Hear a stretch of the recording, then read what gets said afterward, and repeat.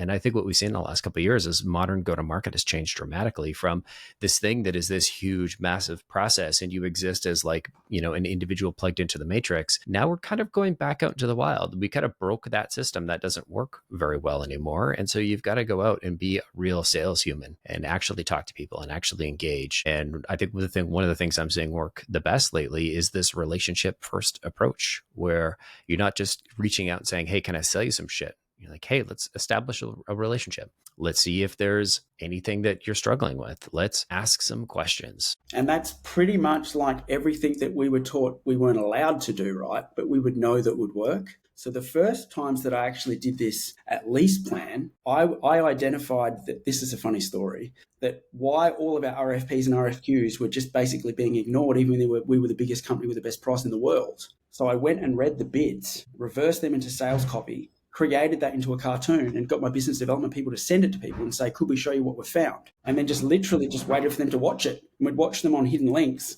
and then just call them back and ask them what they thought. But yeah, it's super interesting. Yeah, I mean, I love this flips it on its head. It's using cold calls as research, not as like, I'm going to fastball, try and sell you on the call. Yeah. And what we found is that will lower, obviously, the barrier to entry. It builds rapport up front, because even if it's not now, it's when. And even if it's not now, we can't. It might be, George and Adam, you're not there yet because you're not a big enough player, but here's where you need to be for us to get there. And then you've actually... I think this is... Yeah. I think this is one of the areas where we're in violent agreement. Like, I think one of the worst things that came out of the sales development heyday was the fact that so many people didn't want to take a meeting or work an opportunity unless there was a project in the next 30, 60, 90 days. And to me, I don't have such a thing as close lost in my CRM. I delete it.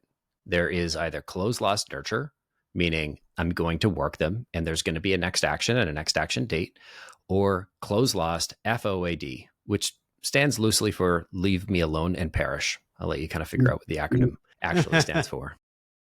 Love it. And so I think it's the same idea. It's, you are using your sales motion to interface with the market and then capture information that can be used to figure out like what's the right timing. And I think it's the philosophy first of understanding that not everybody is going to buy and recognizing that. And I think that is the most powerful mindset shift part of this, that I think, regardless of the framework you want to build around it or how you want to execute it, that is the thing that if you don't understand that, then all of this goes out the window.